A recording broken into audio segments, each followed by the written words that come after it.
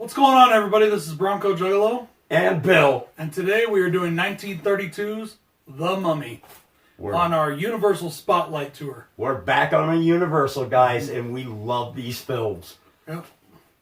Directed by Carl Freund, who was, or Freund. He was the cinematographer on Dracula. And they gave him his own movie, and yes, he nailed it. Yes. Oh, God, yes. This follows Imhotep, a mummy who has come back to life to claim his long-lost lover and basically rule the world. Yep. Yeah. Pretty much the exact same storyline as the one from the 90s. Yeah, but that was a remake of this one. Yeah, that one remade this one. But this one, of course, it's not a big old action flick. It's a little different. No. Goes a little more the horror route, at least 1930s horror route. Yes. It is a horror love story. In essence, it is. Mm-hmm. I think this would probably be the first real horror love story. Yeah, kind of. Stars Boris Karloff as the mummy, or Imhotep. Yep, and he also played Frankenstein. Mm-hmm. And Zita Johann as Helen, A Knocks on a Moon. Helen / A Knocks on a Moon. Very gorgeous pretty lady. Woman. And from what we understand, a rather remarkable woman who was... Very strong woman. Very strong woman. She would tell off the men. She didn't give a crap about what the times were. And she let people know. And then she also was really into sorcery and witchcraft and the occult and all kinds of other shit. So the mummy, he goes after Helen, who he believes looks just like A Knocks on a Moon. Yep. You know, in the remake, she was the reincarnation of A Knocks on a Moon. You know, it's all... They actually, going back and rewatching the original Mummy, aside from all the action shit they put into the new one, they did stick to the basic story pretty well. Yeah, pretty well on the remake, yeah. I love the remake. That remake's amazing. I love that movie. Doesn't hold anything to this movie, though. You know, it's actually my favorite of the Mummy films, but that's okay. Nah, I'm a big fan like of this one better. I'm a big fan of the Brendan Fraser Mummy. I love that movie. This is a way better movie. Hands down, the original's way better. In the credits of the film, there is a character called the Saxon Warrior, played by Henry Victor. Now, this scene was actually cut from the film, so he never appears in the film, but he is still in the credits. In fact, they had quite a few scenes where the mummy is going throughout time, and he's trying to find an Knocks on a Moon throughout different periods of history. And they ended up cutting it off in the movie due to time restraints. It happens. The writing of the mummy was actually inspired by King Tut's tomb being found 10 years earlier. Yeah. People in America at the time were crazy about everything Egyptian and mummies because of the King Tut tomb. King Tutankhamun. I can never totally pronounce that right, but I think that's right. Tutankhamun. Whatever. King Tut. King Tut. That's easier. Yeah. And, you know, America was going bonkers for everything mummies and everything Egyptian. Yeah. Especially after the curse. And people started dying after they opened the tomb. Yeah. And according to Boris Karloff, removing the mummy makeup was the hardest and most painful thing he ever had to endure in his career. At least he didn't have to do it much in this film. Yeah, they only ever put him in the full mummy makeup one time for the entire shoot. And he was only in it for about 15 or 20 minutes worth of filming. Yep. And then they removed it, but it took over 4 hours to remove. And he said it was extremely painful. And that's probably why we didn't get more of the rag mummy in this film. Mm-hmm. Is because it took so damn long. Yeah. They did use other in the remake film, if you'll remember, he swallowed basically the life juices out of the people that opened up his grave to restore his body. In the remake. In this one, he didn't do that. He was fully restored. Well, he wasn't actually ever fully restored. He wore makeup, like actual makeup, to make himself look alive, even though he was still very wrinkled and haggard. So the makeup job throughout the whole film was pretty damn good. Life juices. He sucked The light. That's pretty much what. Watch the movie again. That's what he does.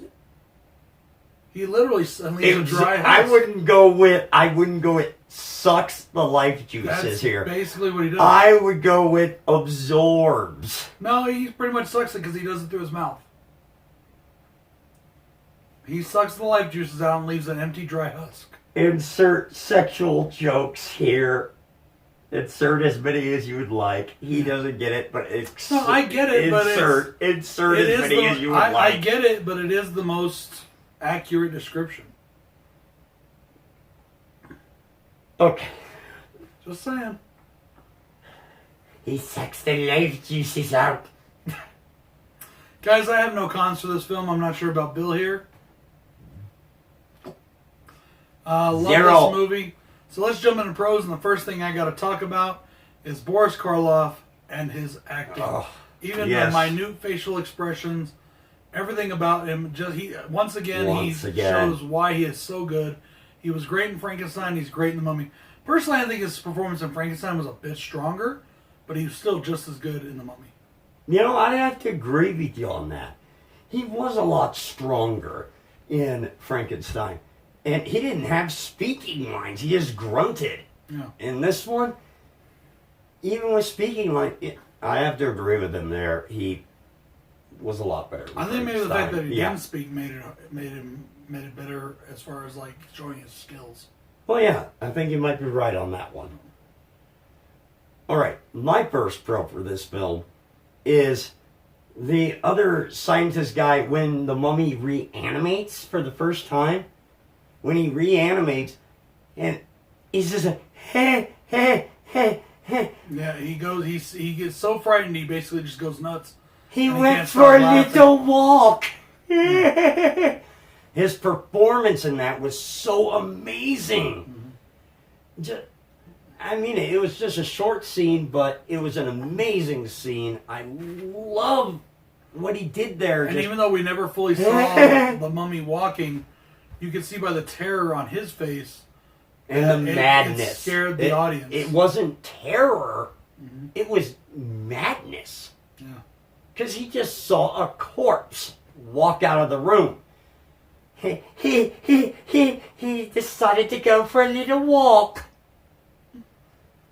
But yeah, that's my first pro for this film. That scene is amazing. That is one of mine as well, so it's an awesome scene.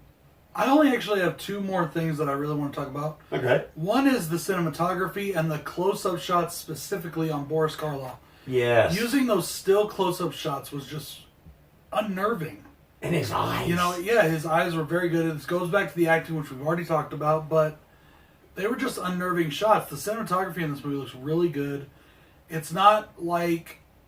They do show like some tombs and things like that, but it's not like the way it was done in Dracula, where it's all gothic and horror and things like that. Well, no, we you actually can't had do that some here. more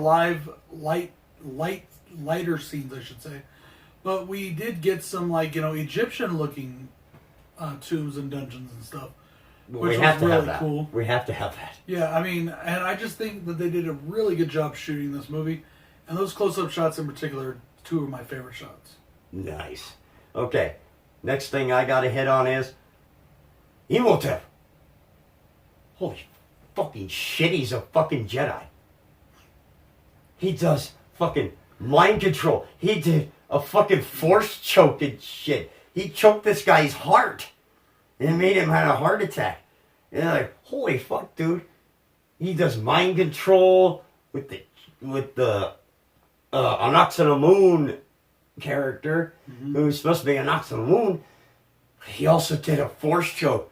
At first I thought it was the throat, but then I realized, oh my god, he's not force choking his fucking throat, he's force choking his heart. Yeah.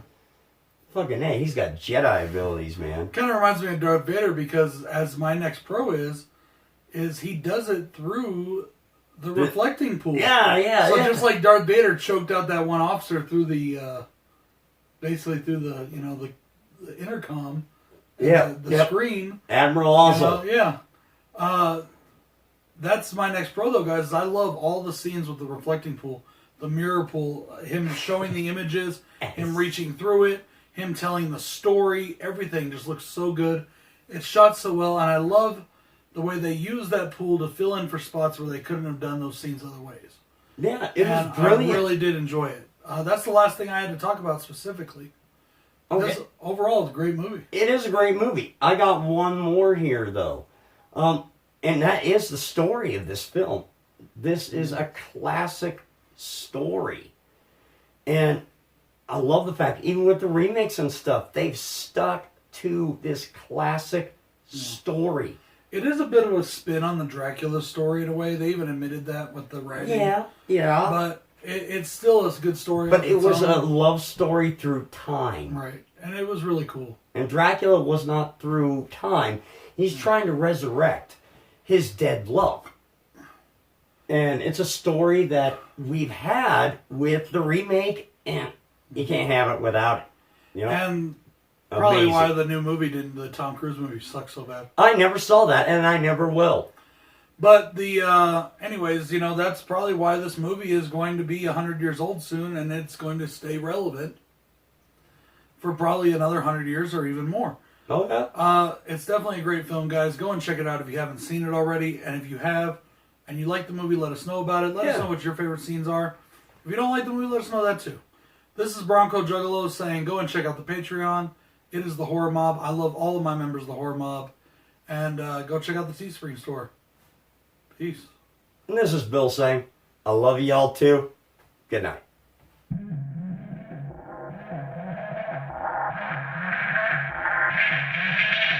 Sometimes you just gotta ignore your enemies.